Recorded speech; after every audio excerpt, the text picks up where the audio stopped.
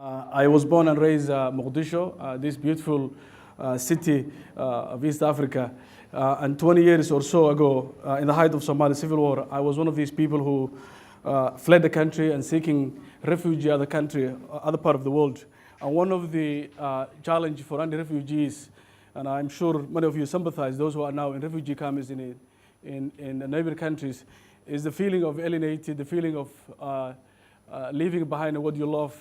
And getting there is quite challenging, but nevertheless, I was able to spend time in Canada, where I saw the refugee, study there, and my study was more or less conflict resolution and peace building.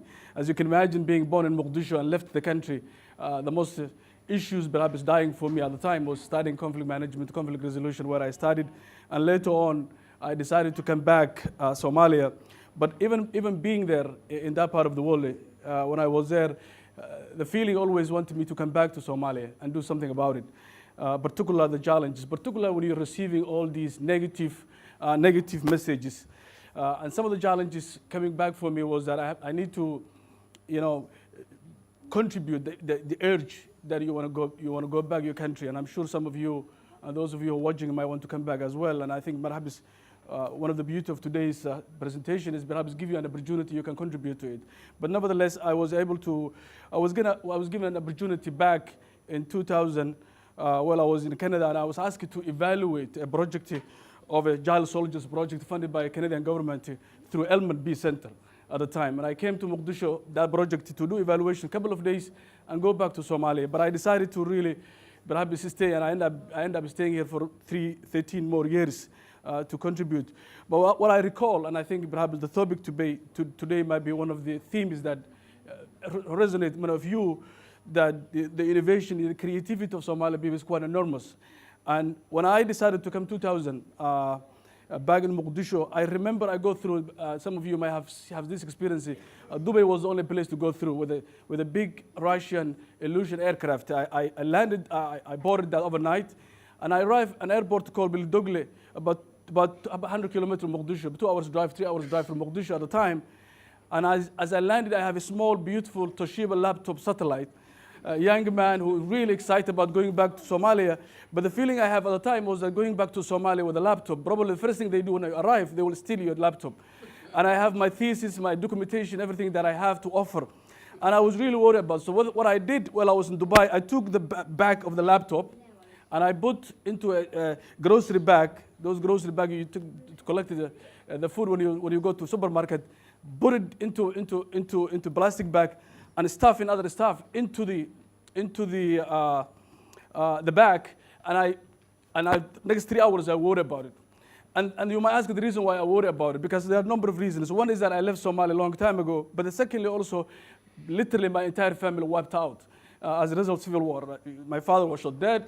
He died the shot he got. My mother also died as a result of the related. Then all my family fled. Basically, I have nobody. So the laptop was might be something close to me at the time. Just go to Somalia and come back. But then I arrived with this aircraft. And some of you who know Beledogle, when you arrive Beledogle, there's a trees, because it's a very military old airport. As soon as I arrive at the airport, and I get out, the first step I get out, worry about my laptop, because laptop is not important. And really, what I worry about, I might stick with and someone might shot me dead at the airport. So what I did was that I came out, and as soon as I landed, the first step taken out of the aircraft, I remember a bunch of three Somalis sitting under a tree have a better, more moderate, sophisticated laptop than mine. And that was seeing their faces was quite shocking. So I was a bit embarrassed, because I was worried about very old, might be old to them. And these people are waiting to actually take the same flight back to, and these people want to take the same flight back to wherever they come, wherever they're going. But to me, that was really the shock of my life at the time, because I'm here, young man, worried about Somalia, just want to come in and get out, and worried about my old laptop, and suddenly you have these people have the most sophisticated laptop. Perhaps that was the beginning of realizing what Somalia had to offer. I think at that moment I was challenged. I was challenged by the environment, I was challenged by the people who really have better thinking than I am, perhaps more advanced than where I come from, Ottawa at the time.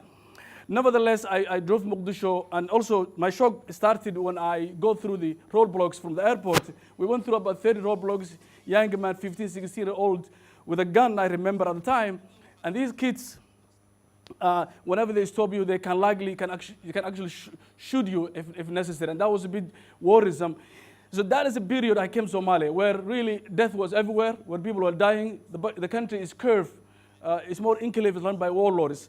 But you have a dynamic Somali team, young, who decided to come before me, set up radio stations. University was about to open, Mogadishu University, as I recall. Civil society getting better, and other issues. So what also, the need for Somalis to really have a better life was quite evident. You can see everywhere you go, despite the guns, despite the killings, people really want to offer something. And for me, someone who actually studied conflict management, coming back to Somalia, that is what really motivated me perhaps to stay. And now one might ask, why, what happened to Somalia as such? I don't want to go back to the history because it's necessary, but there are a few items I want to share with you before I conclude my topic. And one is that peace, what do you call stability and peace is like oxygen. You cannot deny one person, other person can get it. In other words, if you live one town and one place, one thing you have to learn is that living together is a very critical. And Somalis, in a very strange way, learn that. Despite the challenges we have, tomorrow, always we think about tomorrow. You can ask any Somali anywhere in the world and ask that, why don't you sell your house in Mogadishu 20 years ago? And he will tell you that tomorrow will be better. The problem is that tomorrow never came. It took us longer, but the feeling and what we call eternal optimism, feeling that being Somali itself is quite unique, the courage Somalis have. So the warlordism, the difficulty, the challenges Somalia have was quite calling for us, those of us, particularly those of us inside Somalia. And I want to perhaps reiterate the feeling that the peace itself was something that we always cherish, something we always yearn for, we Somalis. We worry about it, we're concerned about it. Even if we speak to each other, we use the word peace. But somehow we're also extremely passionate people, absolutely passionate. Because when you go through so much pain, empathy becomes important to you. You worry about others. The problem sometimes is that when you have too much pressure, it's hard to survive at that environment. So for the next 10 years, I think from 2000 to 2010, I think Somalia has gone through a very dramatic shift. One, you have a difficulty of economic progress. Sometimes you have challenges. And as you can see, people in Somalis, they go trees under trees. They meet everywhere they can meet and talk about peace and generate some kind of respect among themselves. Many people outside, they may have this negative. We Somalis are killers. The name Somali resonate violence, but that is not the case really when you come to know it. But in any event, a few years back, when you go to village levels, people come together. They talk about peace. No one recorded them. No one knows about them. But somehow they are everywhere Somali. Every day a Somali resolving their conflict without anybody else coming to the picture. And that is not, it's been lost in one way or another. Other issues you can see, even if the whole place is literally, as you can see this picture, if the whole place is a desert and there is not even one single shade tree, the one you have, you camp together and use that. And that tells you the commitment to peace. The idea that we are violent, we are people who are negative perception of the world, that is totally opposite of what Somalis are, one way or another. You can see kids discussing about issues. We do it. In a prime time life in the world, people might watch television, radios, and get opportunity to interact with each other. But in Somali context, this is our prime time. This is where we meet, where we talk and exchange ideas. Now, I would like to go to my final piece on this, and that is 15 years later, or maybe 22 years later of Somali conflict. One element that has been very fundamental that was missing Somalia in the Somali peace quest of Somali people was the issue of culture and arts. And that is the most important. Any society, in any given country, in the global, none of them has succeeded to get out the mess they are in without the culture and artists. It's well known in Germany, as many of you know it, in the history of Europe, the art is still, the value of art is extremely expensive of what painters did about 100 years ago, because it carries an important memory history. In the Somali context, 20 years we ignore, but 2011, for the first time, Somali National Theatre was open. And I was one of the people advocating the National Theatre. Many people said that why the hell theatre is important, because something else is more important. For us, the theater is a mirror of Somalia. Haile Selassie to all the way Fidel Castro, in between Michel Tito, to anyone you can talk about arrived. Theater was the place where Somali showcase. Whenever president come, head of state come or anyone come, we take to the theater, Somali dance music shown. And the idea is not the dance, the idea is sense of pride. That is where we are. And for us, without coming back to that reality, our pride will never come back. And finally, to some extent, it has been the very fundamental theater.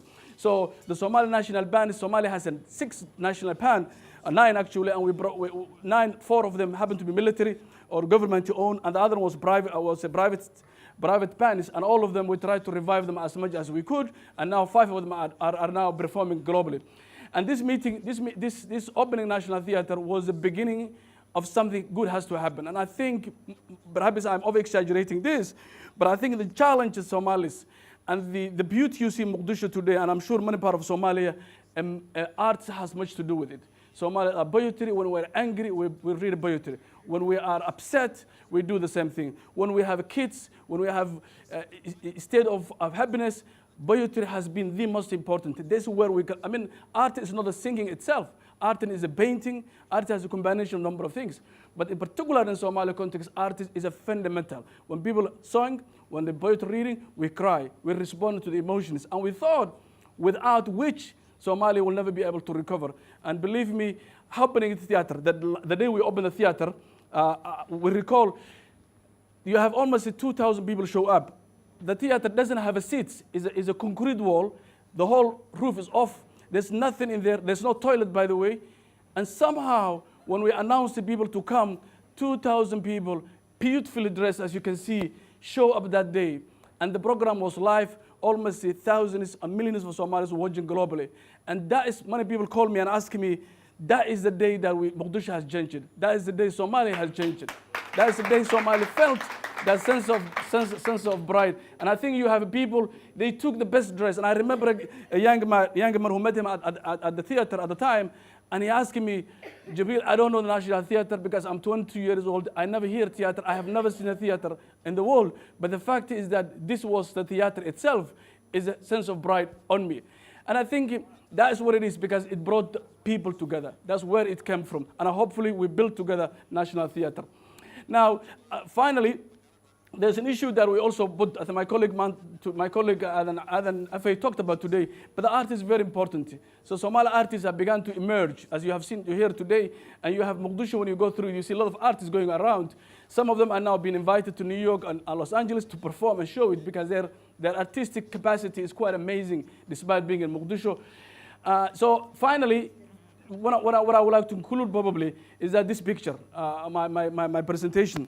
And this picture tells you where Somalia is today. You have half of Somali people, one individual, half being a skeleton and a very dangerous trajectory to go. And the other one is a peaceful area of Somalia. And what I see right now, we are this stage, the question for all of you watching and those who are here, should we go this way or that way? I think that question remains the commitment of every Somalian. Thank you very much.